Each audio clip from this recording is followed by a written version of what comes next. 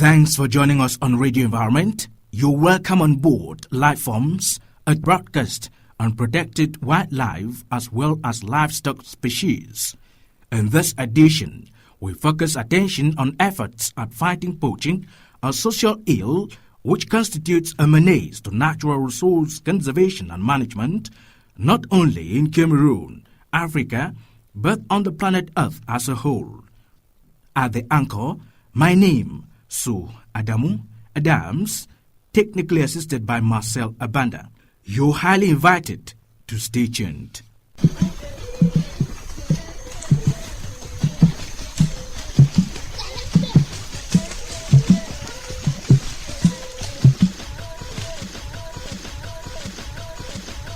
Actors in wildlife conservation from Cameroon, Chad, the Central African Republic, aided by the international scene, are seeking better and more reliable ways of conserving Africa's wildlife species, which are currently suffering in the hands of poachers who, according to findings, carry out sporadic attacks on elephants and rhinos for personal ends with the use of firearms and war-prone materials.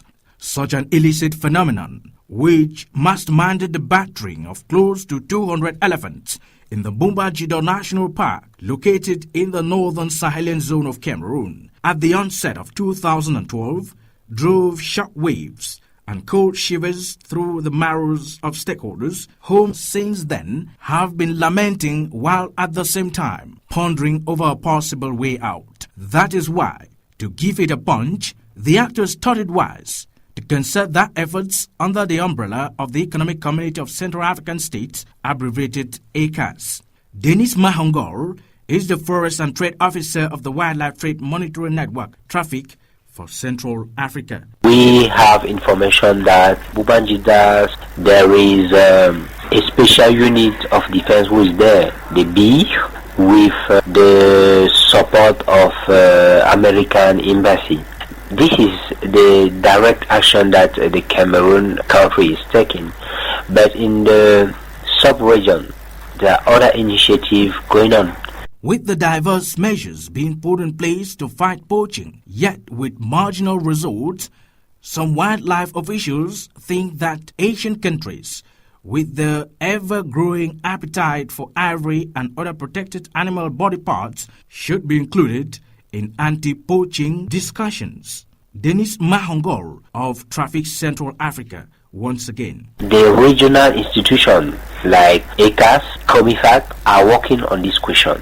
Last January 28th, the Congo Basin Forest Partnership, in collaboration with COMIFAC, held a meeting in Douala, Cameroon, where the main subject was exchange between Africa and China. And this is not the first or the last meeting, and there are already a lot of mechanisms that have been put in place to make sure that our Chinese counterparts are within all the strategy that we are putting in place to make sure that our products are wisely managed. And of course, they are the one on which we are knocking, but we cannot knock somebody without bringing him in the table of discussion.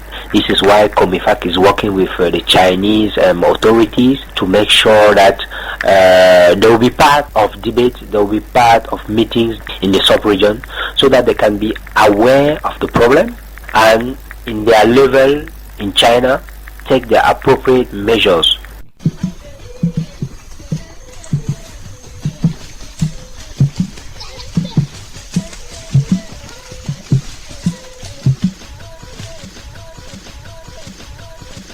Live forms on Radio Environment. That's all for today.